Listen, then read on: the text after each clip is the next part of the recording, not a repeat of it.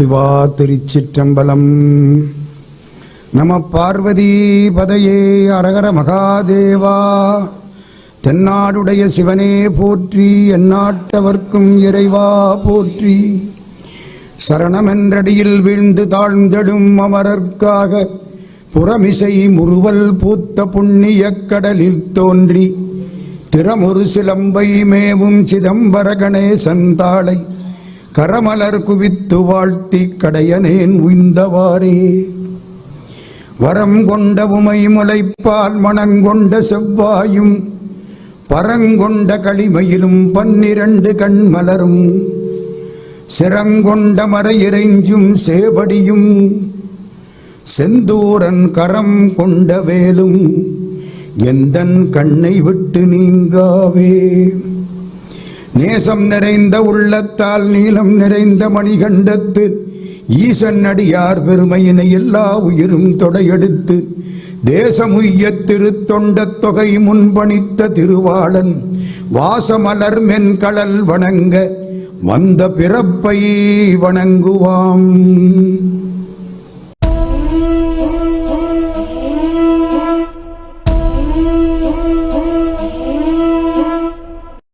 சான்றோர்கள் அனைவருக்கும் நம்முடைய வணக்கங்களை மீண்டும் தெரிவித்துக் கொள்கிறோம். இன்னைக்கு இப்போ பார்க்க போறது மேன்மைகள் சைவ நீதி. அது எங்கேயோ கேட்டாப்புல இருக்கு, சரிதானா? மேன்மைகள் சைவ நீதி விளங்குக உலகமெல்லாம், வான்மிகில் வளாது பெய்க, மணிவளம் சுரக்க, மன்னன் கோன்முறை அரசு செய்க, குறைவிலாது உயிர்கள் வாழ்க, நான் மறை அறங்கள் ஓங்க, நற்றவம் வேள்வி மல்க, மேன்மைகள் சைவ நீதி விளங்குக உலகமெல்லாம். அது என்ன சைவ நீதிக்கு மட்டும் மேன்மைகள் சைவ நீதி? அந்த காலத்திலே பல மதங்கள், அத்தனை மதங்களுக்கும் மேலே பல செய்திகளை சொன்னதுனால இதுக்கு மேன்மைகள் சைவ நீதின்னு பேர். முதல்ல அதை சொல்லிவிட்டு அதுக்கு அடுத்தாப்புல உள்ளுக்கு போறேன். இந்தியாவில் உள்ள மதங்கள் அனைத்திலும் சைவ சித்தாந்தமே மிகவும் மேம்பட்டது. யாரு சொன்னா? நான் சொன்னா ஒத்துக்க மாட்டீங்கல்ல. இங்கிலாந்திலிருந்து வந்த ஒரு புண்ணியவான் சொன்னார். 1820 பிறந்தவர். 1893 திருவாசகத்தை மொழிபெயர்க்க தொடங்கியவர்.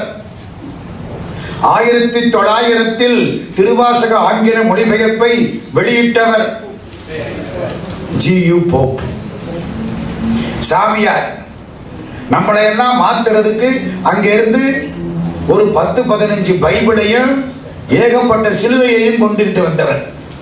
இங்கே இருந்து போறவது எல்லாத்தையும் வச்சுவிட்டு திருவாசகத்தை தூக்கிட்டு அங்க போயிட்டார். ஜி.யு. போப் மிக அற்புதமா பேசுகிறார். இந்தியாவில் உள்ள மதங்கள் அனைத்திலும் சைவ சித்தாந்தம் மிகவும் மேம்பட்டது. நான் ஒரு அரை மணி நேரத்துக்கு கொஞ்சம் கடுமையான சில செய்திகளை சொல்ல போறேன். இது வெறும் பாட புஸ்தகம் மாதிரி தான்.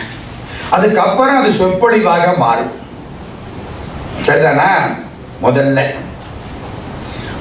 இந்த நாட்டில் நிறைய மதங்கள், வேதாந்தம் ஒரு பக்கம், உலோகாயதம் ஒரு பக்கம், பௌத்தம் ஒரு பக்கம், சாங்கியம் ஒரு பக்கம், நிறைய மதங்கள். நான் எல்லாத்துக்கும் போகல, ஒரு 4-5 மட்டும் எடுத்துக்கிறேன்.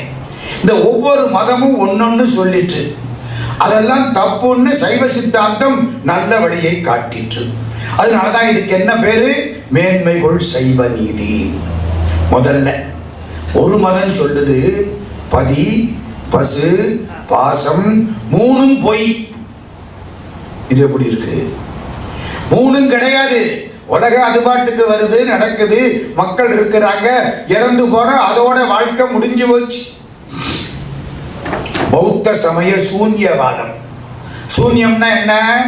ஒண்ணுமில்லாதது, சைபர், பூஜ்யம். இப்படி ஒரு கட்சி. நான் என்னென்ன இருக்குன்னு சொல்றேன், ஒரு 3-4 மட்டும். பதி பசு பாசம் 3ம் உண்மை அல்ல, பௌத்த சமய சூன்யவாதம். இன்னொருத்தன் பசுவும் பாசமும் உண்மை, இந்த பதிங்கிறது கிடையாது. அந்த காலத்தில் சொல்லுவாங்க சாங்கியம். பசு பாசம் உண்மையா. பிரகிருதி புருஷன்னு பேர் வச்சாங்க. பிரகிருதிங்கிறது பாசம், புருஷனுங்கிறது பசு. இந்த ரெண்டும் தான் உண்மை. பதி அதை பத்தி தெரியாது, விட்டுருங்க. அப்படி ஒரு கட்சி. மூணாவது கட்சி பதி மட்டும்தான் உண்மை. அதான் நம்ம வேதாந்திகள். கடவுள் மட்டும் உண்மை. நீங்கள்லாம் யாரு? அத்வைதம், விசிஷ்டாத்வைதம், துவைதம். ஆதிசங்கரர் அத்வைதம், அத்வைதம். துவைதம்னா இரண்டு. ஆ போட்டா அற்றது, இரண்டு அற்றது. ரெண்டு மாதிரி உங்களுக்கு தெரியுது. ஜீவான்மாவும் பரமாத்மாவும் ரெண்டு மாதிரி உங்களுக்கு தெரியுது. ஆனா ரெண்டு இல்ல, ரெண்டு ஒண்ணுதான். பார்க்கறதுக்கு அப்படி தெரியுது. ஒரு நாளைக்கு இந்த ஜீவாத்மா பரமாத்மாவோடு போய் ஐக்கியமாகிவிடும். அதுக்கப்புறம் இந்த ரெண்டையும் பிரிக்க முடியாது. தெரிகிறது, அப்படி தெரியுது. இது அத்வைதம். ராமானுஜர் பின்னால வந்தவர். ஆதிசங்கரர் 7ஆம் நூற்றாண்டு கடைசி. திருஞான சம்பந்தருக்கு அப்புறம் வந்தவர் ஆதிசங்கரர். அதனாலதான் திருஞான சம்பந்தரை பத்தி ஆதிசங்கரர் எழுதுகிறார். திராவிட சிசு அப்படின்னு போட்டு எழுதுகிறார். அவர் என்ன சொன்னார்? அத்வைதம். அதுக்கப்புறம் வந்தவர் ராமானுஜர், வைஷ்ணவம். விசேஷமான அத்வைதம். கடவுள் ஆன்மா ரெண்டு மாதிரி தெரியுது, ஒண்ணுதான். ஆனா இந்த கடவுள் நினைச்சதை செய்ய முடியும், ஆன்மா விதிப்படிதான் செயல்படும். அதனாலே இது ரெண்டா மாதிரி தெரிந்தாலும் ஒன்றாய் இருந்தாலும் விசேஷமான அத்வைதம். அது ஒரே அத்வைதம். இது ரெண்டுக்கும் ஒரு வித்தியாசம் உண்டு, கொஞ்சம் விசேஷம். கடவுள் கொஞ்சம் பெரியவர், இந்த ஆன்மா ஒன்னத்துக்கு லாயக்கில்லாதது. ஏதோ பின்னால பக்குவப்படும். விசேஷமான அத்வைதம். மூணாவதா வந்தவர் மத்துவாச்சாரியார். அவர் தான் துவைதம். கடவுள் வேற, ஆன்மா வேற. ஒரு காலம் ஆன்மா கடவுளாக முடியாது.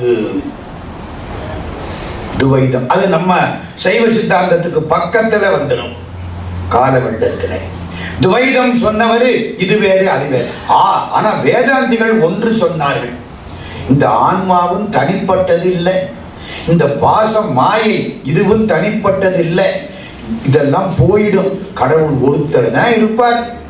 பசு பாசம் ரெண்டும் இல்லை, பதி மட்டும் தான் உண்மை. இது வேதாந்தம். ரொம்ப யோசனை. உலோகாயதர்கள் பாசம் மட்டும்தான் உண்மை. உலகத்தில் பாசம் இருக்கு, ஆணவம் இருக்கு, கண்மம் இருக்கு, மாயை இருக்கு. செத்து போனா அதோட கதை முடிஞ்சு வச்சு. உலோகாயதர்கள் கடவுளை கற்பித்தவன் முட்டாளுங்கிறான் பாருங்க. இதெல்லாம் இந்த கட்சி. கடவுள் யாராவது இருக்குன்னு சொல்லிவிட்டா நம்ம பண்ண தப்புக்கு நம்ம தண்டனை அனுபவிக்கணுமே. அதனால கடவுளே இல்லைன்ட்டா வசதியா போச்சு. உலோகாயதர்கள் நல்லா ஞாபகத்தில் வச்சுங்க. மேல்நாட்டுக்காரன் கடவுள் உலகத்தை சூன்யத்திலே இருந்து படைத்தார். ஞாயிற்றுக்கிழமை இதை படைத்தார், இல்ல திங்கட்கிழமை இதை படைத்தார், செவ்வாய்க்கிழமை இதை படைத்தார். மேல்நாட்டுக்கார கிறிஸ்தவ பெருமக்கள் அப்படி சொல்லிக்கிட்டு போறாங்க. ஒண்ணுமே இல்லாததில் இருந்து கடவுள் இதையெல்லாம் படைத்தார். நம்மால் கேட்டான், கடவுளால் படைக்கப்பட்டதுன்னா இதெல்லாம் தூய்மையா இருக்கணுமே, தூய்மை இல்லாம இருக்கே, ஏன்? அது அப்படித்தான். கடவுள் படைச்ச சுத்தமா இல்லைங்க இருக்கணும், இல்லையே, தப்பு தண்டா இருக்கே, எல்லாம் பயன்படுறதாவில் இருக்கணும். உலகை இறைவன் சூன்யத்திலே இருந்து படைத்தான். மேல்நாட்டுக்காரங்க. நம்ம வேதாந்திகள் இந்த 3 பேரும் அத்வைதம், விசிஷ்ட அத்வைதம், துவைதம் என்ன சொன்னாங்க தெரியுமா? பிரம்மம் மட்டுமே மூலப்பொருள். பிரம்மத்தில இருந்துதான் மற்றதெல்லாம் வந்தது. இந்த பசு அங்க இருந்துதான் வந்தது, இந்த பாசம் அங்க இருந்துதான் வந்தது. அது எப்படி வந்தது?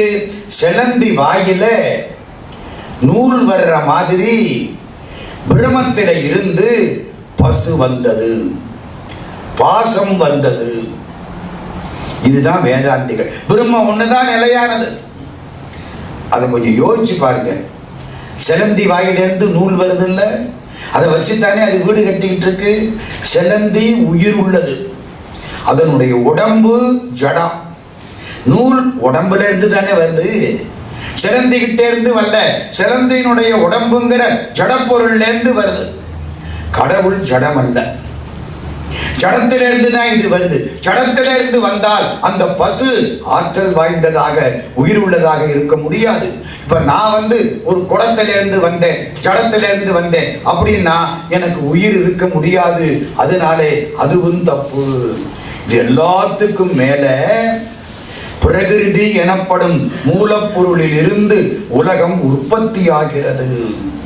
சாங்கியர்கள் உலக பிரகிருதினா என்ன? அது எல்லாம் சேர்ந்த அண்டம், அதுல இருந்து தான் உலகம் தனியா வந்தது. கடவுள்னு ஒருத்தர் கிடையாது. இங்கதான் சந்தேகம். இத்தனை அண்டம் இருக்குன்னா சூரியன் ஒரு பக்கம் வர்றான், சந்திரன் ஒரு பக்கம் வர்றான், இதெல்லாம் உன்னோட ஒண்ணு மோதிக்காம இருக்கு. இத்தனை அண்டத்துல இத்தனை இருக்குன்னா உன்னோட ஒண்ணு மோதிக்கணுமே, மோதிக்கல. நமக்கு 1008 ஆக்சிடென்ட் ஆகுது, இங்க மேல ஆக்சிடென்ட் ஆகலையே. அப்ப யாரோ ஒருத்தர் இருந்து இதெல்லாம் ஒழுங்குபடுத்துறானே, அந்த ஆள் யாரு? பிரகிருதியிலிருந்து உலகம் வருமானால் பிரகிருதியை இயக்குவது யார்? பதில் கிடையாது. இவ்வளவுக்கும் பதில் சொன்ன ஒரே சித்தாந்தம் சைவ சித்தாந்தம். கடவுள் தனி, பதி, ஆன்மா தனி, பாசம் தனி. யாரு யாரை உண்டாக்கினா? காலம்பர சொன்னேன். கடவுள் ஆன்மாவை உண்டாக்கல. கடவுள் ஆன்மாவை உண்டாக்கி இருந்தா எல்லா ஆன்மாவும் தூய்மையா இருந்திருக்கும். நம்ம கெட்டவனா இருப்போமா? இல்லை. ஒருவேளை இந்த ஆன்மா கடவுளை உண்டாக்கி இருக்குமோ? பசு கடவுளை உண்டாக்கி இருக்குமா? நம்ம உண்டாக்கி இருந்தா கடவுள் கணிசமா கெட்டு போயிருப்பாரு, இவ்வளவு யோக்கியமா இருக்க மாட்டாரு. அவ நம்மளும் அதை உண்டாக்கணும். ஒருவேளை கடவுள் இந்த பாசத்தை உண்டாக்கி இருப்பாரோ? கடவுள் பாசத்தை உண்டாக்கி நம்மளை கட்டி போட நினைக்க மாட்டார். பாசம் கடவுளை உண்டாக்கி இருக்குமோ? பாசம் கடவுளை உண்டாக்கினா கடவுள் இவ்வளவு சுத்தமா இருக்க மாட்டார். பாசம் பசுவை உண்டாக்கி இருக்குமா? ஜடமான பாசம் உயிருள்ள பசுவை உண்டாக்க முடியாது. பசு ஒருவேளை பாசத்தை உண்டாக்கி இருக்குமா? சார் தலையை சுத்துதே, சுத்தப்படாது, ஒண்ணுமே கிடையாது. இது அதை உண்டாக்கல, அது இதை உண்டாக்கலைங்கிறதுக்கு நான் இந்த பாடுபட்டு இருக்கேன். பசு பாசத்தை உண்டாக்குமா? தன்னை கட்டுற சங்கிலிய எப்படி நானே உண்டாக்குவேன்? பாசம் என்ன கட்ட போகுது சார், நான் எதுக்கு இதை உண்டாக்குறேன்? அப்படின்னா என்ன அர்த்தம்?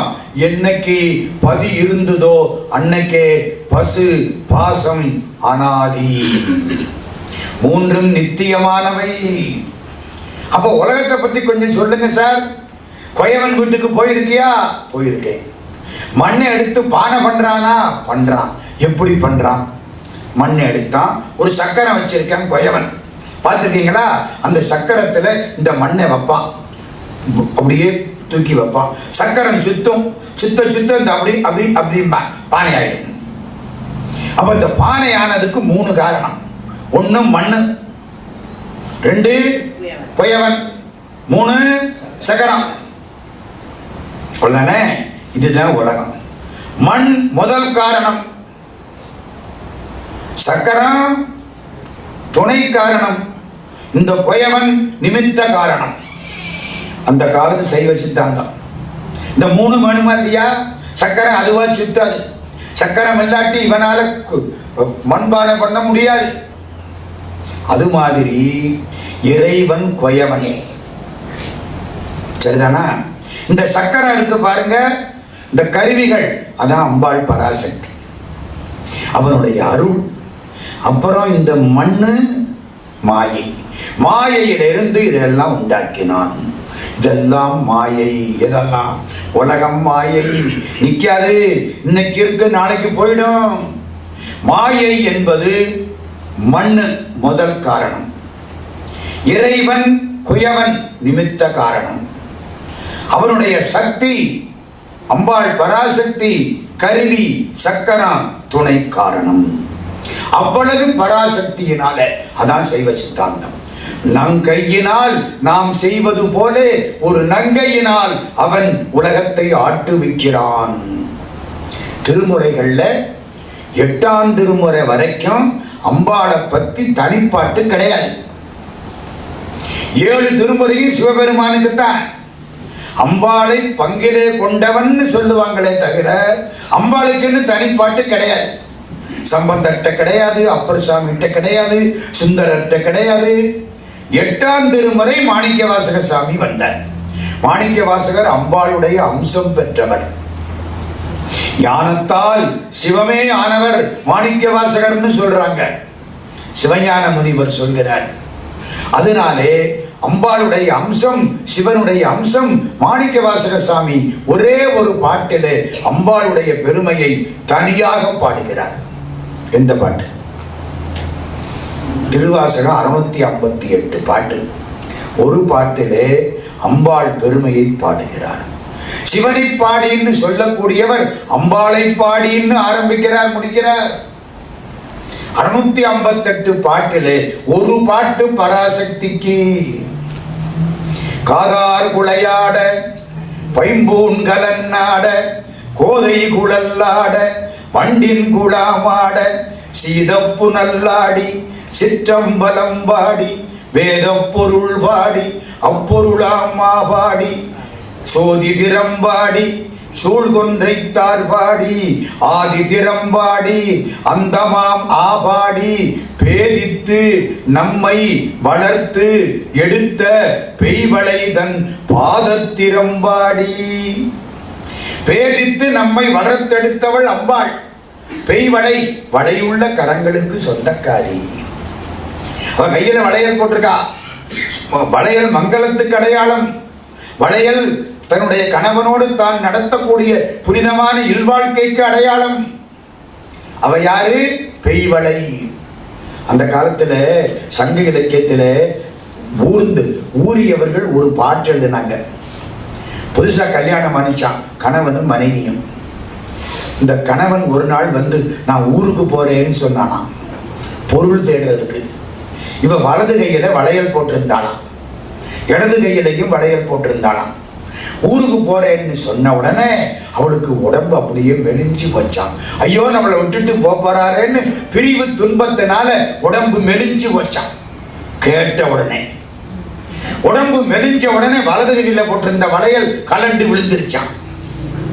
அப்படி கை அப்படி ஆகி போச்சு. இவன் பார்த்தானா, நான் ஊருக்கு போறேன்னு சொன்ன உடனே வளையல் கலண்டு போச்சு.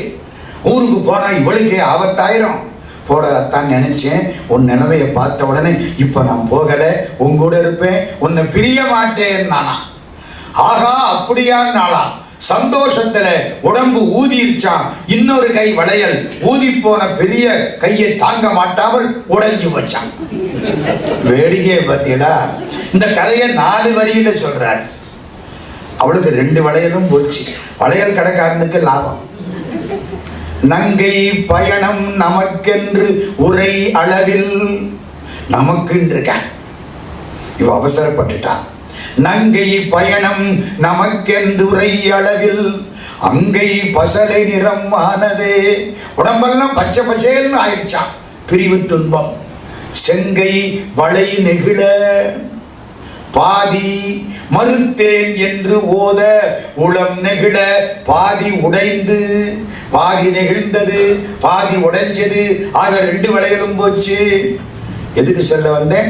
பேதித்து நம்மை வளர்த்தெடுத்த பெய்வளைதன் பாதத்திறம்பாடி ஆடேலோரெம்பாவாய். பெய்வளைனா யாரு? வளையல் அணிந்த கைகளுடைய அம்பாள் பராசக்தி. அவள் பாதத்திறம்பாடி அத்தனை பாட்டு சிவனை பாடி. இந்த ஒரு பாட்டு மட்டும் பெய்வளைதன் பாதத்திறம்பாடி ஆடேலோரெம்பாவாய். அம்பாளுக்கு சக்திக்கு அவதான் எல்லாம்.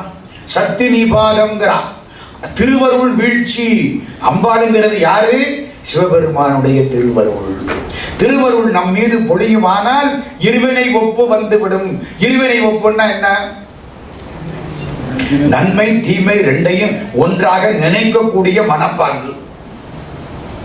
நம்ம பாராட்டினவனை கும்பிடுறோம், அடிச்சவனை திருப்பி அடிக்கிறோம். அப்ப நம்ம இன்னும் பக்குவப்படலைன்னு அர்த்தம். பகவான் ராமகிருஷ்ணர் இதுக்கு ஒன்று சொல்லுவார். ஒரு ஞானி சீடர்களோட போனார். சீடர்கள் இங்கே உட்கார்ந்துட்டாங்க. ஞானி கொஞ்ச தூரம் போயிட்டு வாரேன்ட்டு நடந்து போயிட்டார். அங்கே ஒரு பண்ணையாளை கட்டி வச்சு அடிக்கிறான். சுத்தி 4 பேர் நிற்கிறாங்க. இந்த ஞானி அங்க போனார். பாவமா இருக்கு. ஐயோ, இந்த ஆளை ஏன் அடிக்கிறீங்க? பண்ணையாருக்கு கோபம் வந்துருச்சு. இவர் தலையில ஒரு போடு போட்டேன். அப்படியே சுத்தி கீழே விழுந்துட்டார். அவன் பண்ணையாளை கூட்டிட்டு போயிட்டான். இவர் தலை உடைஞ்சு கிடக்கிறார்.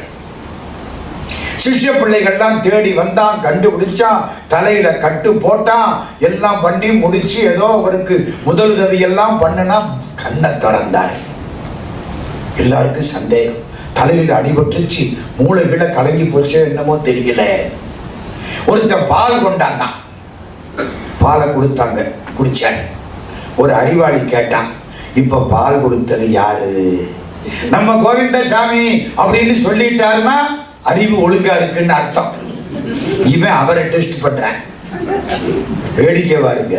பேரை சொல்லிட்டா மூளை கலங்கலைன்னு அர்த்தம், சொல்லலைன்னா கலங்கி போச்சுன்னு அர்த்தம்.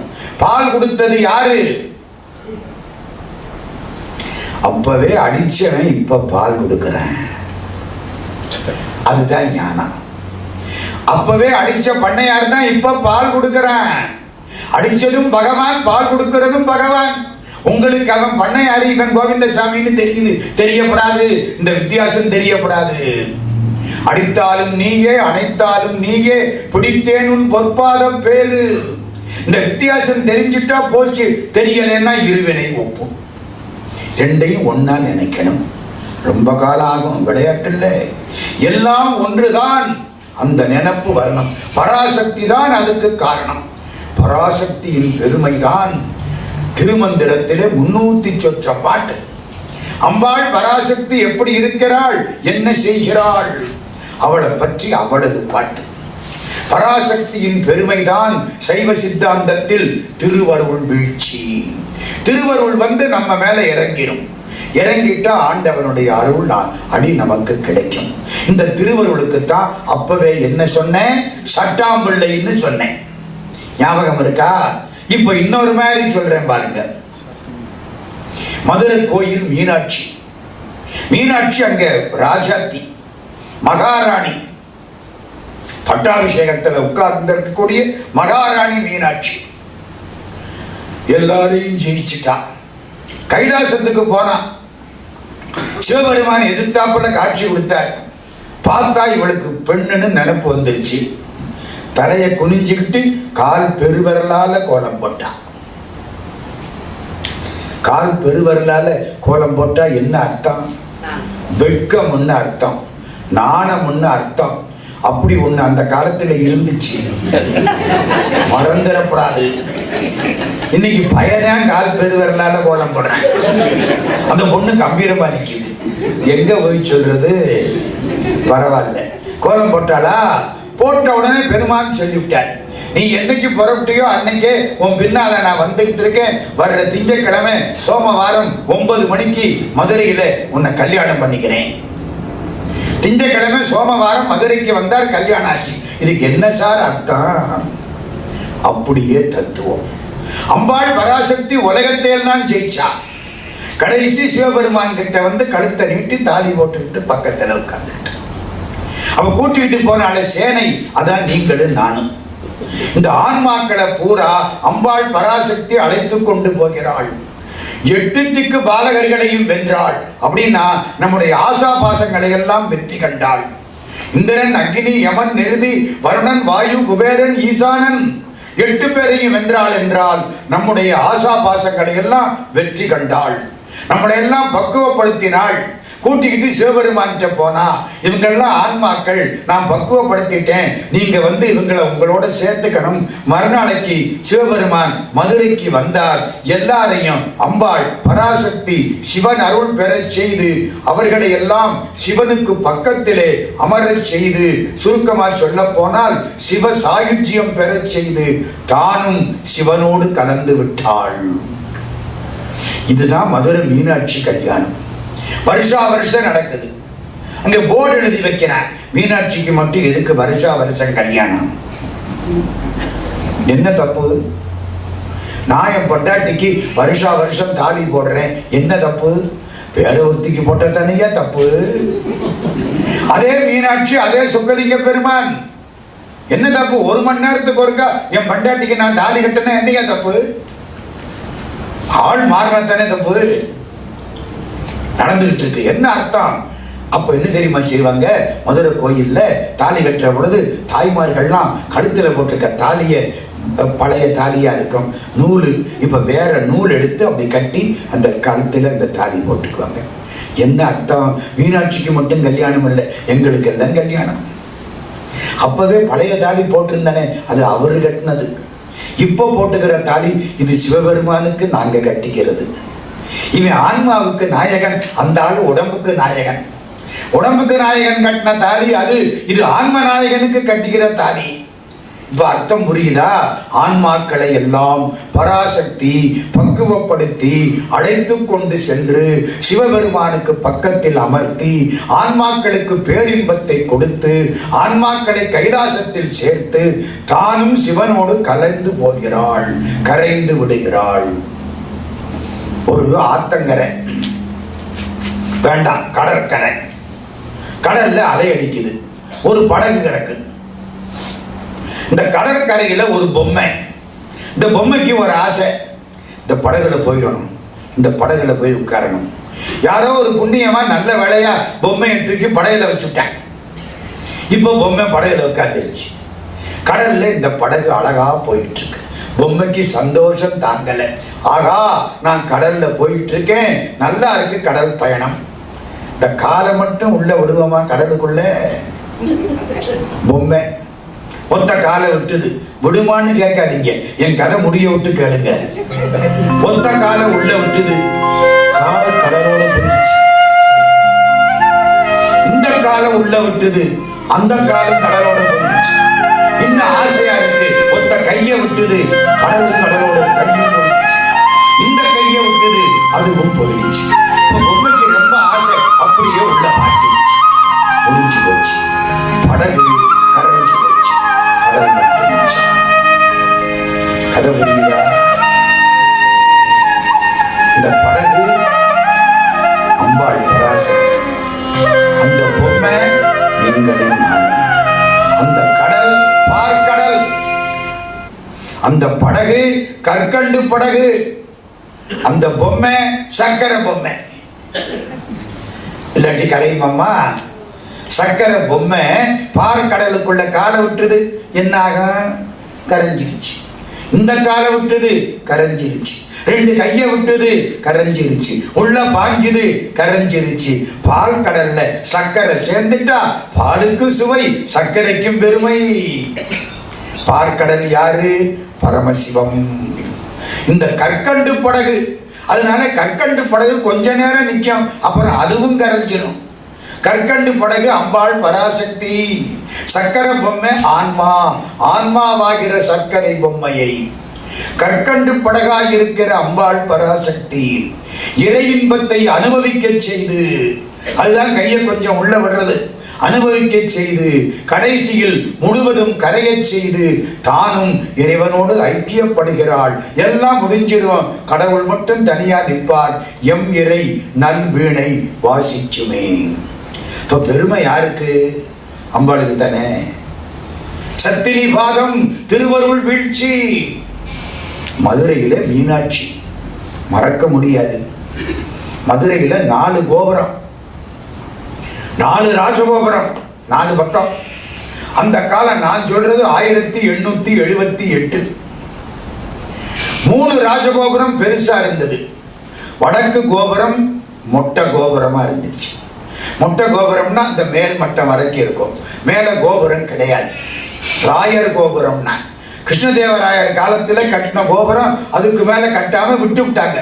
இந்த தளத்தோட சரி, தளத்துக்கு மேல கோபுரம் கிடையாது. ஊர்ல எல்லாரும் அதை மொட்டை கோபுரம் மொட்டை கோபுரம் மொட்டை கோபுரம் சொல்ல ஆரம்பிச்சாங்க. 1878 ஒரு செட்டியார் அந்த பக்கம் போனார். செட்டி நாட்டுல அமராவதி புதூர்னு ஒரு சின்ன கிராமம். அந்த கிராமத்துக்கு மகாத்மா காந்தி 2 முறை வந்தார். சின்ன கிராமம். அங்கே இருந்த ஒரு பெரியவர் தமிழ் கடல் ராய சொக்கலிங்கனார் காரணம். அவரை பார்க்க காந்தி வந்தார். அவர் காந்தி காலில் விழுந்து கும்பிட்டார். விதுரன் வீட்டுக்கு கிருஷ்ணன் போனாப்புல எங்க வீட்டுக்கு வந்தீங்களேன்னு கேட்டார். அந்த அமராவதி புதூர்ல ஒரு செட்டியார், அவர் பேரு நாகப்ப செட்டியார்னு பேர். மீனாட்சியினுடைய பரம பக்தர். மீனாட்சி அம்மன் கோயிலுக்குள்ள போய் சாமி கும்பிடுறார். நான் சொல்றது எப்போ 1878, அதுக்கு ஒரு 3-4 வருஷம் முன்னால உள்ள போய் கும்பிடுறார். மழை பெஞ்சா மீனாட்சிக்கு அபிஷேகம் நடக்குது. மேல ஓட்டை மழை பெஞ்சா சொக்கலிங்க பெருமானுக்கு அபிஷேகம் நடக்குது. அந்த கல்லு அப்படி. அங்க இருந்த வெள்ளி வாகனத்தை பூரா இருந்த கெட்டிக்காரங்க உரிச்சு விட்டாங்க. அப்பவே ஆரம்பிச்சிருச்சு. வாகனத்துல ஒண்ணுமில்ல, 1000 பெருச்சாளி உள்ள தெரியுது. 4 கால் பெருச்சாளி, 2 கால் பெருச்சாளி நிறைய தெரியுது. அதை கட்டுப்படுத்தினாலும் இதை கட்டுப்படுத்த முடியல. அம்பாளுக்கு அபிஷேகம் அலங்காரம் எல்லாம் சரியில்லை. 4 ஆடி வீதியும் கல்லும் முள்ளுமா கிடக்கு. முள்ளு குத்துனா கோவிலுக்குள்ள வந்து கும்பிட முடியல. இவருக்கு கண்ணீர். 1000 குரங்கு உள்ளே இருக்கு. ஒரு பட்டாளமே இருக்கு. கிருஷ்ணந்தையே அங்கே இருக்கு. யாரு வந்தா பிடிக்கிரும். கோவிலுக்கு ஆள் வருமா? இந்த செட்டியார் நாகப்ப செட்டியார் அப்படியே பார்த்தார். சே, நம்ம வீடெல்லாம் பெருசா கட்டி இருக்கிறோம், இந்த மீனாட்சி அம்மனுடைய கோபுரம் மட்டும் இப்படி கட்டாம முட்டை கோபுரமா இருக்கே. கோயில் அப்படி இருக்கப்படாது. கோயில் எவ்வளவுக்கு நல்லா இருக்கோ கும்பிடக்கூடியவங்க அவ்வளவுக்கு நல்லா இருப்பாங்க. எழுதி வச்சுங்க. கோயில் எவ்வளவுக்கு நல்லா வைக்கிறோமோ அவ்வளவுக்கு நம்மளாம் நல்லா இருப்போம். கடவுளுக்கு எவ்வளவு கொடுக்கிறோமோ அவ்வளவுக்கு நமக்கு நிறைய சேரும். கடவுள்கிட்டேருந்து எவ்வளவு எடுத்துக்கிறோமோ அது மாதிரி 10 பங்கு நம்ம காசு எங்கேயோ ஓடி போயிடும். இதெல்லாம் சத்தியம், யாரும் மாற்ற முடியாது. இந்த கோபுரத்தை கட்டிடலாமா? பெரிய கோபுரம் இல்ல, ராஜாக்கள் கட்டின கோபுரம் நம்மளால முடியுமான்னு நினைக்கல. ராஜாக்களுக்கு சமானமா இந்த கோபுரத்தை கட்டணும். தெற்கு கோபுரம் 1200 கட்டப்பட்டது. சடாவர்மன் சுந்தர பாண்டியன். கிழக்கு கோபுரம் அதுக்கு முன்னால் கட்டப்பட்டது. மாரவர்மன் சுந்தர பாண்டியன். பாண்டிய ராஜாக்கள் கட்டினது. அதுக்கு சமானமா இந்த கோபுரத்தை இப்ப கட்டணும். 1875 ஒட்டிய ஒரு காலகட்டம். செட்டியார் யோசிச்சார், கட்டிடுவோம். ஒத்தாளு, ஒரு குடும்பம், கட்டிடுவோம். ஸ்தபதிகளை கூப்பிட்டார், உட்கார வச்சார். சிற்பிகள், இந்த மொட்டை கோபுரத்தை முழு கோபுரமாக்கணும், நீங்கள்லாம் உதவி செய்யணும். நான் பணம் தர்றேன், எவ்வளவு பணம் வேணுமோ நான் தர்றேன். நீங்கள்லாம் இருந்து இந்த கோபுரத்தை அந்த கோபுரங்களுக்கு சமானமாக அவ்வளவு உயர 9 நிலை கோபுரம் கட்டணும். ஸ்தபதிகள் பேசவே இல்லை. 1/2 மணி நேரம் ஆச்சு, 3/4 மணி நேரம் ஆச்சு. செட்டியார் கும்பிட்டபடிக்கு நிற்கிறார். நீங்க பண்ணினா தான் உண்டு, நான் பணம் தான் கொடுக்க முடியும். ஒரு பெரிய சிற்பி எந்திரிச்சார். செட்டியாரை மன்னிச்சுக்கணும், என்ன கோபுரம் கட்ட முடியாது. ஏன் முடியாது? எவ்வளவு பணம் வேணாலும் தர்றேன். இல்ல, பணத்துக்காக சொல்லல. கீழே மொட்டை கோபுரத்துல முனீஸ்வரர் இருக்காரு. முனீஸ்வரர் கோயில் இருக்கு. இப்பவும் வரப்பிரசாதியான முனீஸ்வரர். எழுத்தாப்புல இருக்க வீடெல்லாம் எரிஞ்சு போயிருமா, அவ்வளவு வேகம் முனீஸ்வரருக்கு. ஆமா, இந்த முனீஸ்வரர் யாரு? சைவ சித்தாந்தம் படிக்கிறோம்ல, யார் இந்த முனீஸ்வரர்? அவரை கும்பிடுறாங்க. கும்பிடலாமா? முத்தல சூலாயுதம் தான் முனீஸ்வரர். ஒண்ணும் கிடையாது. வேலாயுதம் மாதிரி சூலாயுதம். சிவபெருமானுடைய அம்சம். கும்பிட்டு போயிடணும். நல்லா கும்பிடலாம், ஒரு தப்பும் கிடையாது. அதிலே கடவுள் வந்து காட்சி கொடுப்பார். கீழே முனீஸ்வரர் ரொம்ப வேகமா உட்கார்ந்து இருக்கார். இது மேல ஏறி நாங்க கோபுரம் கட்டணும்னா 8ஆம் நாள் செத்து போவாங்க. மாட்டோம். எவனாவது உயிரை பணையம் வச்சு கோபுரம் கட்டுவானா? 1 கோடி ரூபாய் தர்றேன், உயிரை கொடுனா கொடுப்பானா? அப்புறம் எப்படி 1 கோடியை அனுபவிக்கிறது? கண்ணிரண்டும் வித்து சித்திரம் வாங்கிடில் கைகொட்டு சிரியாரோ பாரதி. கண்ணை வித்து சித்திரம் வாங்கினா எப்படிரா பாக்குறது? சுதந்திரத்தை வித்து இன்பங்களை வாங்கினா எப்படிரா அனுபவிக்கிறது? மண்ணில் இன்பங்கள் விரும்பி சுதந்திர மாண்பை இழப்பாரோ.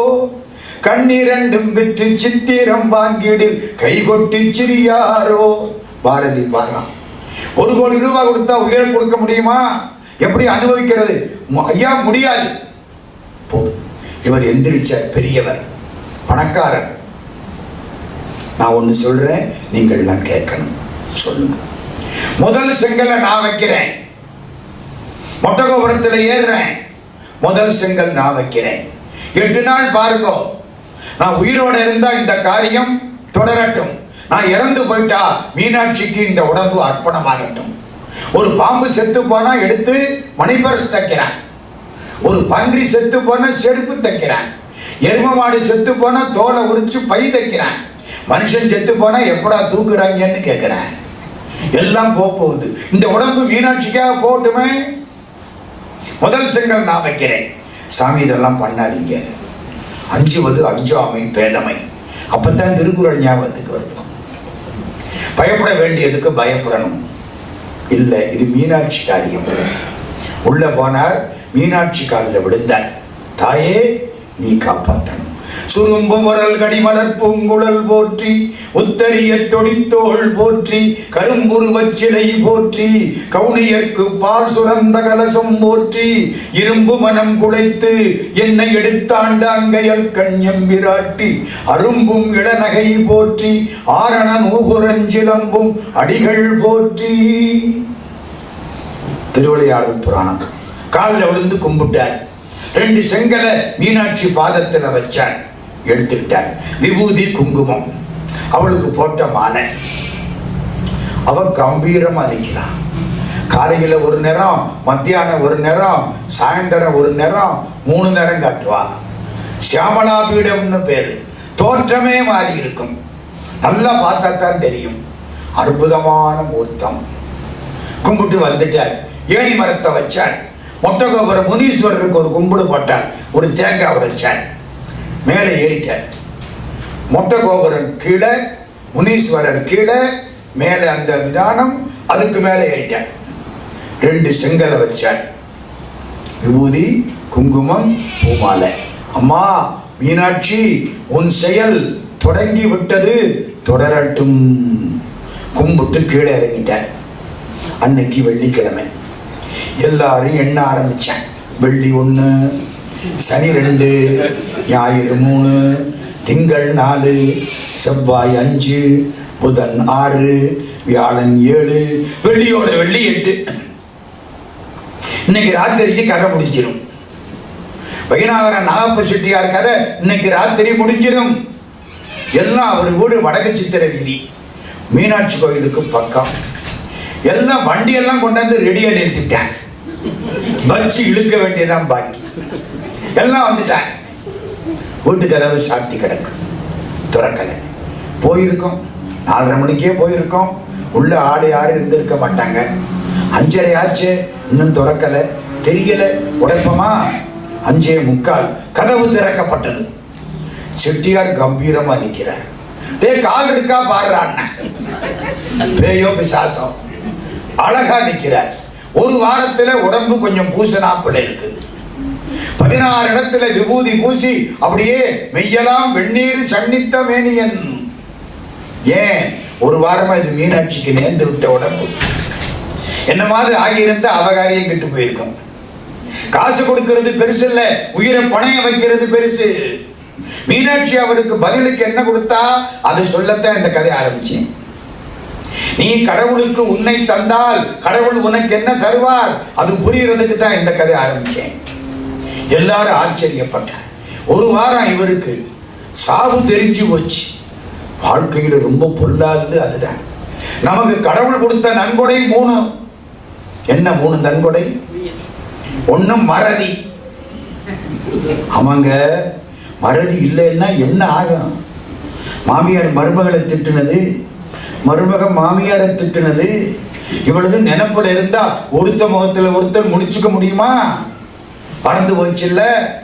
தூங்கின உடனே மறந்து போச்சுல்ல. மறதி ரொம்ப பெரிய புண்ணியம். இத்தனை வருஷமா, எனக்கு 75 வருஷம் ஆச்சு. இத்தனை வருஷமா நான் என்னென்னவெல்லாம் பண்ணினேன், எங்கெல்லாம் போனேன், என்னவெல்லாம் பேசினேன் அப்படின்னு நான் மறக்காம நினைப்புல வச்சிருந்தா சிட்னியில வந்து பேசிக்கிட்டு இருக்க மாட்டேன், சட்டையை கிழிச்சுக்கிட்டு பஸ் ஸ்டாண்ட்ல நிற்பேன். மனதி முக்கியமா இல்லையா? ரொம்ப முக்கியம். ரெண்டாவது தூக்கம் ரொம்ப அவசியம். 2 நாள் தூங்காட்டாவில தெரியும், எதை பார்த்தாலும் 2 இருக்கும். கண்டாக்டர்கிட்ட போனானா ஒருத்தன் என்னன்னு கேட்டாராம், இல்ல சாமி எதை பார்த்தாலும் 2 தெரியுது. அதை சொல்றதுக்கு ஏன் 4 பேர் வந்திருக்கீங்கன்னாரா அவருக்கு எல்லாம் 4 தெரியுது. நம்ம ஊரு டாக்டர் அப்படி குருநாதர்னு அவரை நம்பி போனா சிஷ்ய பிள்ளைக்கு 2 தெரிஞ்சா குருநாதருக்கு 4 தெரியுது. அவரைத்தான் குருநாதர்னு நம்பி நம்ம போயிட்டு இருக்கோம். 3 நன்கொடை, 1 மறதி, இன்னொன்னு தூக்கம், 3வது இத்தனாம் தேதி செத்து போவேன்னு சொல்லாம விட்டது. ஆளாளுக்கு பிறக்கிற போதே டிஓடி போட்டிருந்தாங்கன்னா என்ன ஆவிய? டிஓடி டேட் ஆஃப் டெத் ஓஞ்சு போயிடுவான். செட்டியாருக்கு தேதி குறிச்சிட்டாங்க, இன்னும் 8 நாள்ல செத்து போயிடுவார். எவ்வளவு கஷ்டம் பார்த்தீங்களா?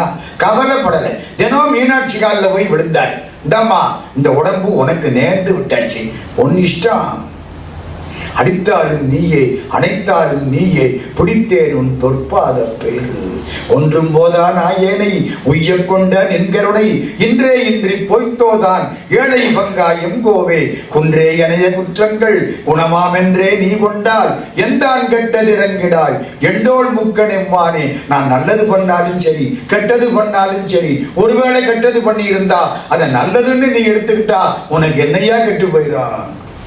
மாணிக்க வாசக சுவாமி அழுது அழுது அழுது 8ஆம் நாள் கம்பீரமா நிற்கிறார். சாகல. எல்லாரும் வந்தான், தடவி பார்த்தான், சிலையா மனுஷனா? மனுஷன். வேலை ஆரம்பிச்சிட்டான். மொட்டை கோபுரம் முழு கோபுரமாக்கப்பட்டது.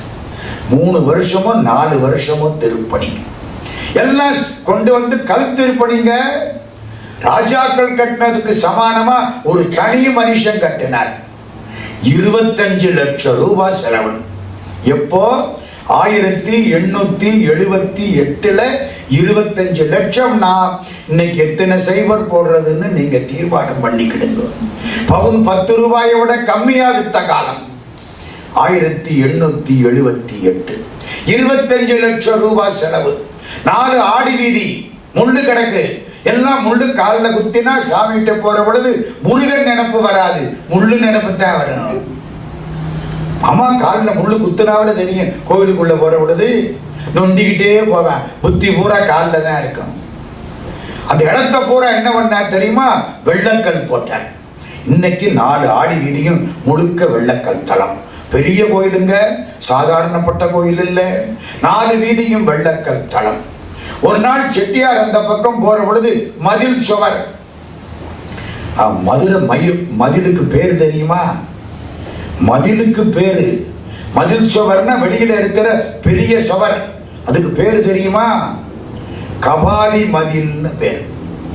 கபாலி மதில் எங்க இருக்கு?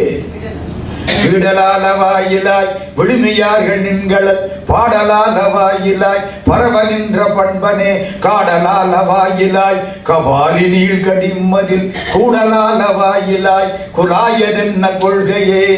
கபாலி மதில்னு அதுக்கு பேருன்னு சம்பந்த சுவாமி 7ஆம் நூற்றாண்டுல பாடுறார்.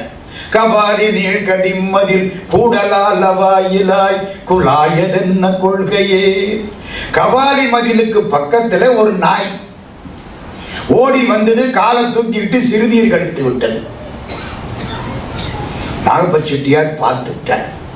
ஐயோ, கோயில் மதில் சுவரை ஒட்டி சிறுநீர் கழித்தால் அடுத்த 7 ஜென்மத்துக்கு 4 கால் 4 கால் 1 வால். புரியுதா? இந்தியாவில் சொல்லிட்டு ஒரு மாதிரியா பார்த்தா ரொம்ப பேர் தலையை கொஞ்சிக்குவாங்க. நமக்கு அடுத்த பிறவி இல்லை, ஒரு 7-8 பிறவி இப்படித்தான். அவசரத்துக்கு கூட கோயில் மதில் சுவரை ஒட்டி சிறுநீர் கழிக்க கூடாது. இங்க சுத்தம். எங்க இந்தியாவுக்கு வாங்க, கோயிலை சுத்தி இருந்திருப்பேன், ஒரு புள்ள கிட்ட போக முடியாது. என்ன பண்றது? மதில் சுவத்து ஓரத்தில் நாய் சிறுநீர் கழித்ததாம். செட்டியாருக்கு தாங்க முடியல. ஐயோ தப்பு, நம்ம தப்பு, நாய் மதில் சவடு வரைக்கும் போராப்பல் பண்ணிட்டோம்ல. 20 அடி இடத்த விலைக்கு வாங்கினாராம் அரசாங்கத்தில் கோயிலை சுத்தி. அந்த இடத்த வாங்கி வேலி போட்டார். சொந்த காசு, கோயில் காசு இல்லை. வேலி போட்டு பாதியில காலை மலரும் பூக்களுக்கு நந்தவனம், மீதியில மாலை மலரும் பூக்களுக்கு நந்தவனம். ஏன்? ஆண்டவன் கழுத்து மாலையும் அரசன் கழுத்து மாலையும் வாடக்கூடாது. அப்பப்ப மாலை கட்டி பெருமானுக்கு போட்டா மாலையும் வாடாது, நம்ம வாழ்க்கையும் வாடாது. நினைப்பட வச்சுங்க. மாலை கட்டி போடுறது அவ்வளவு புண்ணியம். பாதி காலை மலரும் பூக்கள், மீதி மாலை மலரும் பூக்கள். காலை மலரும் பூ காலையில மாலை, மாலை மலரும் பூ மாலையில மாலை. அவ்வளவு திருப்பணி பண்ணிட்டாரா. திருக்கல்யாணத்தன்னைக்கு மீனாட்சிக்கு ஒரு பட்டு புடவை, சிவபெருமானுக்கு பட்டு வேஷ்டி. தினம் ஒவ்வொரு நாளும் மீனாட்சிக்கு ஒரு கோடி நூல் சேலை தினம் செட்டியார் கொடுத்தார். ஒவ்வொரு நாளும் மீனாட்சிக்கு கோடி சேலை, நூல் சேலை. தினம் அதைத்தான் கட்டணும். இந்த போட்ட சேலையை கட்டக்கூடாது. சிவபெருமானுக்கு 16 வேஷ்டி எல்லாம் பண்ணிட்டாரா. திருப்பணி முடிய போகுது. கும்பாபிஷேகம் பண்ணணும். 25 லட்சம் ரூபாய் நெருக்கமா செலவழிஞ்சிருச்சு. இன்னும் கொஞ்சம் பணம் வேணும். பணம் பத்தலை. இவர் ஒருத்தட்ட கடன் கொடுத்திருந்தார். கடனை திருப்பி வாங்கிடுவோம். நேர சாரட்டு வண்டி, வண்டிக்காரன், சமயக்காரன், நாகப்ப செட்டியார் 3 பேர். 2 குதிரை பூட்டின சாரட்டு வண்டி போகுது. அந்த காலம் 1878ன்னா கிட்டத்தட்ட 140 வருஷத்துக்கு முந்தி வண்டி போயிடுச்சு அந்த ஊருக்கு. இவர் யாருக்கு கடன் கொடுத்தாரோ அந்த ஆளு அந்த ஊர்ல இல்லை. எங்க போனாருன்னு கேட்டா ஆத்தூருக்கு போயிட்டாருன்னு சொல்லிவிட்டான். ஆத்தூர் எங்க இருக்கு தெரியுமா? திருச்செந்தூருக்கு பக்கத்துல இருக்கு. தூத்துக்குடிக்கும் திருச்செந்தூருக்கு நடுவில் ஆத்தூர். தாமிரபரணி ஆறு ஓடுறதுனால அதுக்கு ஆத்தூர்னு பேரு. இவர் வண்டியை போட்டுக்கிட்டு ராத்திரி 7 மணிக்கு ஆத்தூருக்கு போனா அந்த ஆளு ஆத்தூர்ல இல்ல, வேத்தூருக்கு போயிட்டாரு. ராத்திரி 8:30 மணி. வண்டிக்காரன் சொல்லிட்டேன், இனிமே வண்டியை கட்டி போக முடியாது. அந்த காலம் பாதையெல்லாம் மோசம், ஆறலை கள்வர்கள், வேண்டாம். வண்டியை போட்டாச்சு. எந்த ஊரு? ஆத்தூர். ஒரு வீடு, வீட்டுல திண்ணை. அந்த காலத்துல வீட்டுல திண்ணை இருந்துச்சு. ரொம்ப புண்ணியம். எவனாவது வந்து திண்ணையில படுத்திருப்பான், நம்ம ஒரு மோர் கொடுப்போம், நமக்கு புண்ணியம். இப்ப நாங்க திண்ணையை பூரா இடிச்சு விட்டு நாயை கட்டி வச்சு விட்டோம். ஒரு பயம் வரக்கூடாதுன்னு. அதான் மழை பெய்ய மாட்டேங்குது. எப்படி பெய்யும்? முடிச்சு போச்சு. திண்ணை. செட்டியாரு திண்ணையில ஒரு வண்டி மெத்தையை தூக்கி போட்டு இவரை படுக்க வச்சுட்டாங்க. ராத்திரி சாப்பிடல, பட்டினி. ராத்திரிக்கு ராத்திரி அர்த்த ஜாம பிரசாதம் சாப்பிடுவார். மீனாட்சி கோயில்ல அர்த்த ஜாமம் ஆகி ஒரு வெள்ளி தாம்பாளத்துல பிரசாதம் கொடுப்பாங்க. அதுதான் அவருக்கு சாப்பாடு. பிரசாதம்னா ஏகப்பட்டது இருக்காது, கொஞ்சம் கொஞ்சம் தான் இருக்கும். அதுதான் சாப்பாடு. சாப்பாட்டுக்கு முன்னாலேயா பின்னாலேயான்னு கேட்காதீங்க, சாப்பாடே அதுதான். இன்னைக்கு அதுவும் கிடையாது. ஆத்தூர்ல அப்படியே படுத்திருக்கார். இந்நேரம் மீனாட்சி கோயில்ல அர்த்த ஜாமம் ஆகி இருக்கும். இந்நேரம் பள்ளியறை தீபாராதனைக்கு சொக்கலிங்க பெருமான் அவர் சந்நிதியில் இருந்து மீனாட்சி சந்நிதிக்கு வந்திருப்பார். இந்நேரம் மீனாட்சிக்கு மூக்குத்தி தீபாராதனை ஆகியிருக்கும். இந்நேரம் அந்த மீனாட்சியினுடைய மூக்குத்தியை எடுத்து பள்ளி அறையில வச்சிருப்பாங்க. இந்நேரம் சொக்கலிங்க பெருமான் அந்த பள்ளி அறைக்குள்ள போவார். கதவை மெதுவா சாத்துவாங்க. இந்நேரம் ஓதுவார், பாடுவார். சீரார் பவளங்கால் முத்தம் கயிறாக ஏறாரும் பொற்பலகை ஏறி இனிதமர்ந்து நாராயணன் அறியா நான் மலர்த்தாள் நாயடியேற்கு ஊராக தந்தருளும் உத்தர கோஷமங்கை ஆரா அமுதின் அருள்தாள் இணை பாடி போரார் மேல் கண்மடவீர் பொன்னூசலாடாமோ. ஊஞ்சல் பாட்டு பாடி கதவை சாத்துவாங்க. அம்மா இன்னைக்கு பார்க்க முடியலையே, இங்க படுத்து கிடக்கிறனே, தினம் அர்த்த ஜாமம் பாப்பனே, இன்னைக்கு இப்படி போட்டு தள்ளி விட்டியே தாயே. உடம்பு ஆத்தூர்ல கிடக்கு, மனசு மதுரையில கிடக்கு. மதுரையை சுத்திக்கிட்டே இருக்கு. நல்லா தூங்க போறார். ஒரு 9:30 10 மணி. கண்ணை மூடிட்டார், தூங்குறார். யாரோ தொடுறாங்க, ஒளிச்சு பார்க்கிறார். ஒரு 12 வயசு பொண்ணு, பச்சை பாவாடை, பச்சை சிற்றாடை, கண்ணு பளிச்சுன்னு இருக்கு, கயல் கண். ஒளி வீசக்கூடிய கண்ணுக்கு கயல் கண்ணுன்னு பேரு. கெளுத்தி கண்ணுன்னு சொல்றது இல்லை. கெளுத்தி மீன் தானே, கயலும் மீன் தானே, கயலும் ஒளிவிடும். இது ஒளி வீசக்கூடிய கண். இப்படி பார்க்கிறாரு. அந்த பொண்ணு கையில ஒரு தாம்பாளம் வச்சிருக்கு. தாம்பாளத்துல அர்த்தஜாம பிரசாதம் இருக்கு. கொண்டுகிட்டு வந்து ரெடியா நிக்குது. முகத்தையே பார்க்கிறாரு. சின்னஞ்சிறு பெண் போலே சிற்றாடை இடை உடுத்தி சிவகங்கை குடத்தருகே ஸ்ரீ துர்க்கை சிரித்திருப்பாள். அம்பாள் பராசக்தி பச்சை பாவாடை, பச்சை சிற்றாடை, உடம்பெல்லாம் பச்சை ஓங்காரி என்பாள். அவள் ஒரு பெண் பிள்ளை, நீங்காத பச்சை நிறத்தை உடையவள். ஆங்காரியாகி ஐவரை பெற்றிட்டு கிரீங்காரத்துள்ளே இனிதமர்ந்தாளே. கம்பீரமா நிக்கிறா, சிரிச்சபடிக்கு நிக்கிறா. செட்டியாருக்கு சந்தோஷம் தாங்கல. தாம்பாளத்தை பிடிச்சி அவளையே பார்த்துக்கிட்டு இருக்காரு. 2 பேரும் 10 நிமிஷம் கண்ணீர் கொட்டுது. ஏமா, இந்த படுவாவி பயலுக்கு பசிக்குதுன்னா இம்புடு தூரத்துக்கு நடந்து வந்தேன். உன் காலில் செருப்பு கூட இல்லையே தாயி, இப்படி வந்துட்டியே. நான் சாரட்ல வந்தேன், நீ எதிலம்மா வந்த, நடந்து வந்தியா? அழுதார். அம்பாள் மறைஞ்சிட்டான். தாம்பாளம் இருக்கு, அதான் ரெக்கார்டு. தாம்பாளத்தில் கோயில் பிரசாதம் இருக்கு. கொஞ்சம் கொஞ்சம் பிரசாதம் கொஞ்சம் தான் கொடுப்பாங்க, அதைத்தான் சாப்பிடணும். அதுவே போதும். பிறன்னா விசேஷமான, பிரணவம்னா விசேஷமான புதுமை, பிரகாரம்னா விசேஷமான சுற்று, பிரசவம்னா விசேஷமான வெளிப்பாடு, பிரசாதம்னா விசேஷமான சாதம். சாதம் சாப்பிட்டா அடுத்த பிறவி உண்டு, பிரசாதம் சாப்பிட்டா அடுத்த பிறவி கிடையாது. பிரசாதம் கொஞ்சம் தான் சாப்பிடணும். சாப்பிட்டு சுவத்தில் இழுவக்கூடாது, தூண்ல அப்பக்கூடாது, இதெல்லாம் பாவம். பிரசாதத்தை சாப்பிட்டா ஒழுங்கா வீட்டுல போய் கதையை ஒழுங்கா தொடச்சிடணும். கொஞ்சம் தான் சாப்பிடணும். பிரசாதத்தை எடுத்த வண்டிக்காரன் சமயக்காரன் ஆளுக்கு கொஞ்சம் கொடுத்துத்தான் சாப்பிடணும். கொடுத்தாச்சு. எல்லாம் ஆச்சரியப்பட்டான்.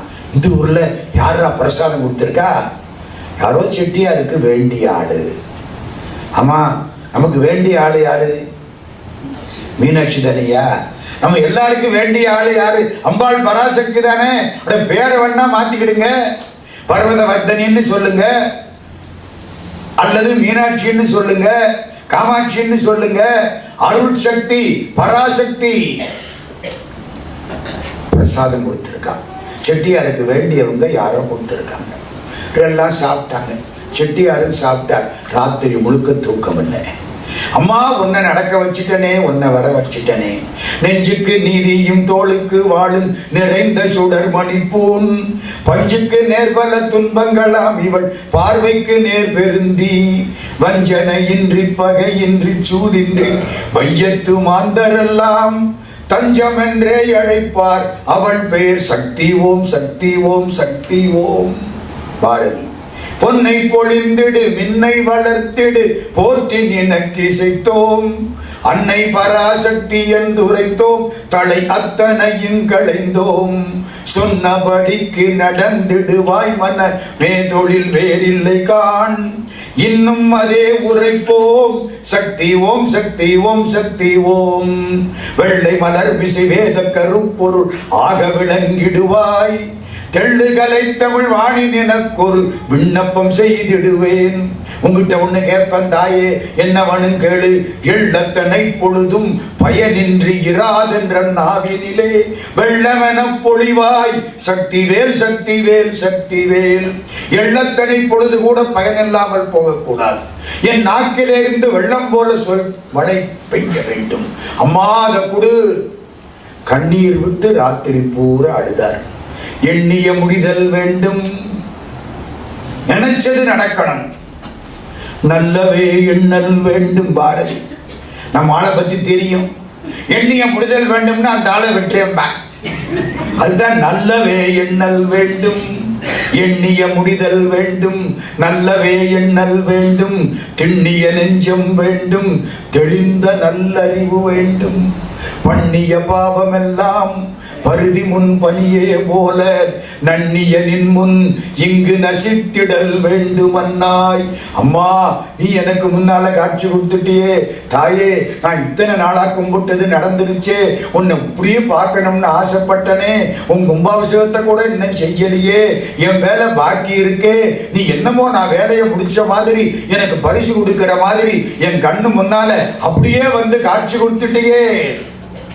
அம்மணி ஜெகதம்பிகே கருணாகரி பரமேஸ்வரி கண்மணி ஜெய கௌரி காங்கயி கார்த்திகே திருநேத்திரி தன்மயி உபசாந்தினி சிவசாம்பவி ஏகாம்பரி சின்மயி சுபசீலி மாலினி தேவி சௌந்தரி. ஓம் நமோ பத்ரகாளி துர்கா பவானி பராசக்தி பரிபாலினி சித்ஸ்வரூபிணி சிம்மவாகினி திவ்யராஜராஜேஸ்வரி வித்வபூஷணி மீனலோசனி வீரமர்தனி விமலினி சத்யவாசனி நித்திய கன்னி தயாபரி. நம ஓம் நமோ குண்டலி சந்திரமண்டலி இளங்கோமளி இன்பசியாமளி சண்டிகா சாமுண்டி பைரவி சாவித்திரி ஜவகாயத்திரி அண்டர்நாயகி ஆபத் பாந்தவி அமுதஞான பயோதரி தொண்டர் சாதகி தூயவானதி சோமசேகரி. ஓம் நமோ அஷ்டலட்சுமி அபயகஸ்தனி அமலினி சங்கமலினி நிஷ்டயோகினி நிமலவாகினி நிஷ்களங்க சந்யாசினி துஷ்ட நிகிரகி தூய வைஷ்ணவி ஜோதி வேணி சுமங்கிலி சிஷ்டரட்சகி ஸ்ரீவராகினி சீதளி. நம ஓம் நமோ. ராத்திரி பூரா அம்பாளுக்கு அர்ச்சனை நடக்குது. எந்த ஊரு? ஆத்தூர். காலம்பர சூரிய உதயம் ஆச்சு, வண்டியை கட்டுனார். எங்கேன்னா மதுரைக்கு. கடன் அதை அவன் வந்து கொடுத்துக்குவான். நாம் போனா அம்பாளியம் பின்னால வர்றா. ஓடி வந்தார் மதுரைக்கு. காலையில 11 மணி வண்டி வந்து நிக்குது. கோயிலுக்கு ஓட்டு. கோயிலுக்கு வந்தாச்சு. கோயில்ல மண்டபத்துல தூணுல பரிசாரகனை கட்டி வச்சிருந்தாங்க. கோயில் சுயம்பாகி மடப்பள்ளியில வேலை பார்க்கிற ஐயர் கட்டி வச்சு அடிக்கிறான். ஏன்னு கேட்டா கோயில் வெள்ளித்தாம்பாளத்தை காணுங்கிறான். அர்த்தஜாம பிரசாத தாம்பாளம். நம்ம கோயில்ல சாமியவா கணக்கு பார்த்தான் இல்லையே, பொருளைத்தானே கணக்கு பார்த்தான். சாமியத்தான் கணக்கு பார்க்க தெரியலையே. பொழுதுபோக்கி புறக்கணிப்பாரையும் எழுதும் கீழ்கணக்கு இந்நம்பர் ஈசனே.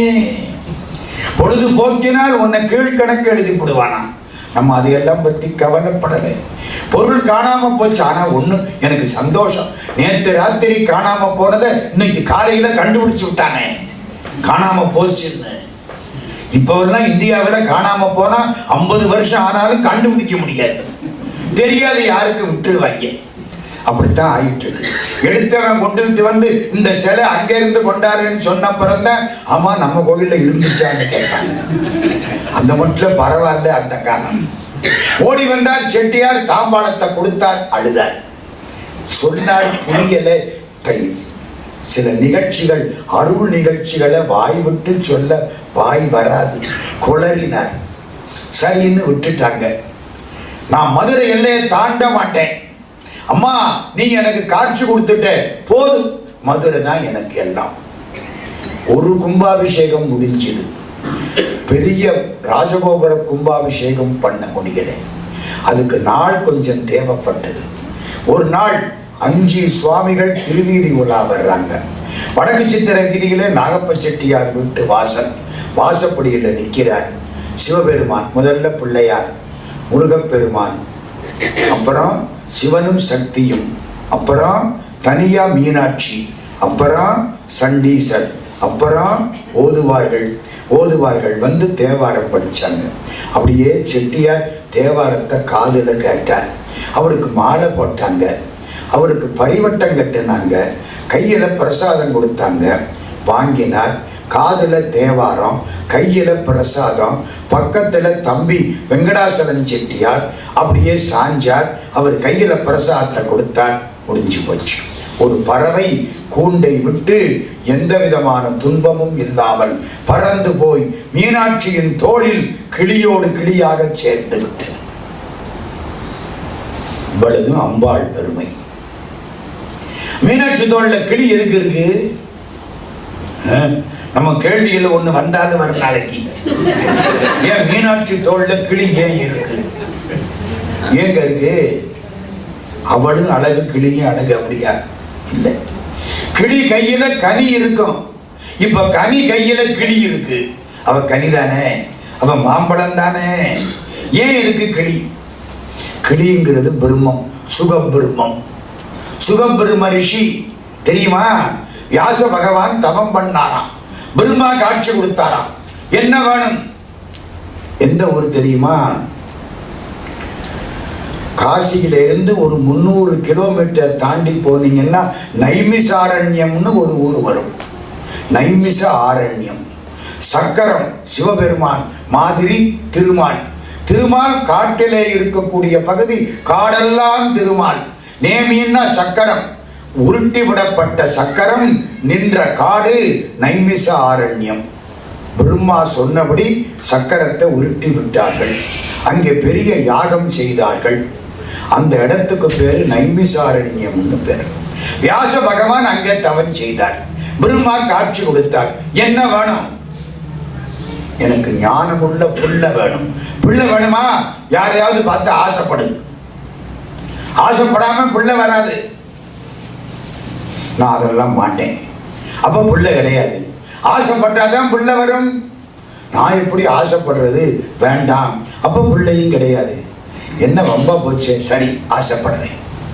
தியானத்தில் இருந்தாரா, ஆத்துல வெள்ளம் போடுச்சு. இந்த ஆறு மாதிரி ஓட்டம். சூரியனை பார்த்தார்.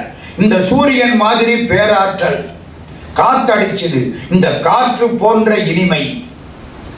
ஒரு கிளி பறந்தது. இந்த கிளி மாதிரி அழகு உள்ள ஒரு குழந்தை வேண்டும். இப்படி ஆசைப்பட்டார். பளிச்சுன்னு ஒரு குழந்தை வந்துருச்சு. தலை கிளித்தலை. அவருக்கு பேரு சுகபிரம்ம ரிஷின்னு பேரு. சுகம்னா என்ன? கிளி. சுகபிரம்ம ரிஷி. முருகன் தோல்ல கிளி இருக்கும். அருணகிரிநாத பெருமான். மீனாட்சி தோல்ல கிளி இருக்கும். சுகபிரம்ம ரிஷி. ஞானம். இன்னொரு அர்த்தம் தெரியுமா? கிளி சொன்னதை சொல்லும். சொல்லுமா இல்லையா? எனக்கு வேண்டிய ஒருத்தர் பேசுற கிளிய ஒருத்தருக்கு கல்யாண பரிசா கொடுத்தாரு. அருமையா பேசுற கிளி கல்யாண பரிசா கொடுத்தாரு. 3 நாள் கழிச்சு அவனுக்கு போன் போட்டாரு. கிளி எப்படிடா பேசுதுன்னு. அவன் சொன்னான், ரொம்ப ருசியா இருக்கு, சாப்பிட்டு விட்டேன். பாவி பைய, பேசுற கிளி ருசியா இருக்கு. கிளி பேசும். பேசும்ல. மீனாட்சி தோல்ல கிளி ஏன் வச்சிருக்கா தெரியுமா? என் அடியார்கள்லாம் வந்து குறை சொல்லுவாங்க. இந்த குறைய பூரா கேட்டுக்கோ. அவங்க போனதுக்கு அப்புறம் திரும்ப எனக்கு சொல்லு, அந்த குறைகளை எல்லாம் தீர்த்து வைக்கிறேன். புரியுதா? சொன்னதை சொல்லும் கிளிப்பிள்ளை. கோயில்ல தான் வைக்கணும். படுக்கிற அறையில கிளியை வச்சிடக்கூடாது. கோயில்ல வச்சிருக்கிறது அதுக்காகத்தான். கிளி அவன் தோளில் கிளி இருக்கிறது. அப்படியே சாஞ்சார். முடிஞ்சு போச்சு சார். அவளுடைய தோளில் போய் சேர்ந்து விட்டார். இவளது கதை எதுக்கு சொல்ல வந்தேன்? அம்பாளுடைய கருணை இருக்குமானால் நீங்கள் ஆண்டவனுடைய திருவடியை அடையலாம். ஆலமரத்தின் விதை, ஆலமரத்தின் அம்சம் ஒரு சின்ன விதையில இருக்கிற மாதிரி. உலக அம்சங்கள் அனைத்தும் சூட்சுமமான மாயையில் அடங்கி உள்ளன. இந்த மாயைக்கு 36 தத்துவங்கள். இந்த 36 தத்துவத்தில் இருந்துதான் நம்ம வாழ்க்கையே தொடங்குது. ஆன்ம தத்துவம் 24, வித்யா தத்துவம் 7, 24 7 31. சுத்த தத்துவம் சிவதத்துவம்னு சொல்றது உண்டு. 5 கூட்டினா 36 தத்துவம். தத்துவங்கள் ஆன்மா அல்ல. தத்துவங்களை அனுபவிப்பதுக்கு ஆன்மான்னு பேர். சிவபெருமான் ஆசிரியன், பராசக்தி சட்டாம்பிள்ளை, ஆன்மாக்கள் மாணவர்கள். சிவபெருமான் பார்க்கடல், பராசக்தி கற்கண்டு படகு, ஆன்மாக்கள் சர்க்கரை பொம்மை. பராசக்தி ஆன்மாக்களை பக்குவப்படுத்தி ஆண்டவரோடு கொண்டு போய் சேர்க்கிறாள். திருஞான சம்பந்த பிள்ளையார் இந்த செய்திகளை எல்லாம் மிக சிறப்பாக பேசுகிறார். சார், கடவுள்கிட்ட போகணும், இந்த சைவ சித்தாந்தத்தினால எங்களுக்கு என்னமாவது கிடைக்கணும், கடவுள்கிட்ட போகணும், கடவுளை பற்றி அனுபவிக்கணும், பதி பசு பாசம் அப்படின்னு எல்லாரும் சொல்றாங்க. அதை பற்றி என்னமாவது கொஞ்சம் சுருக்கமாக சொல்லணும். அது சொல்லாம சைவ சித்தாந்தம் முடியாது. அதை பற்றி கொஞ்சம் சொல்லிருங்க. சொல்றேன். எத்திரம் நின்றான் ஈசன் அத்திரம் அவளும் நிற்பாள். சிவபெருமான் என்ன நினைக்கிறாரோ அதை அம்பாள் பராசக்தி செய்வாள். இவர் டிசைடிங் அத்தாரிட்டி, அவ எக்ஸிகியூட்டிவ் அத்தாரிட்டி. தீர்மானிக்கிறது இவர், செயல்படுவது அவள். அவளை ஒழிய அமரரும் இல்லை, அவளை ஒழிய அருந்தவம் இல்லை. அவளன்றி செய்யும் அருந்தவம் இல்லை, அவளன்றி ஐவரால் ஆவதொன்றில்லை. அவளன்றி ஊர்புகும் ஆரறியேனே. 5 பேர் அவளுக்கு கிளை: பிரம்மா, விஷ்ணு, ருத்ரன், மகேஸ்வரன், சதாசிவம். 5 பேரை வைத்துக் கொண்டு செயல்படக்கூடியவள் அவள். ஆன்ம பக்குவத்துக்கு தகுந்த மாதிரி நமக்கு வாழ்க்கையை அமைத்து கொடுப்பவள் அவள். நமக்கு ஏன் சார் நல்வினை தீவினை, இந்த புண்ணியம் பாவம், இதில் அடிவாங்க இந்த ஆன்மா பக்குவப்படும்.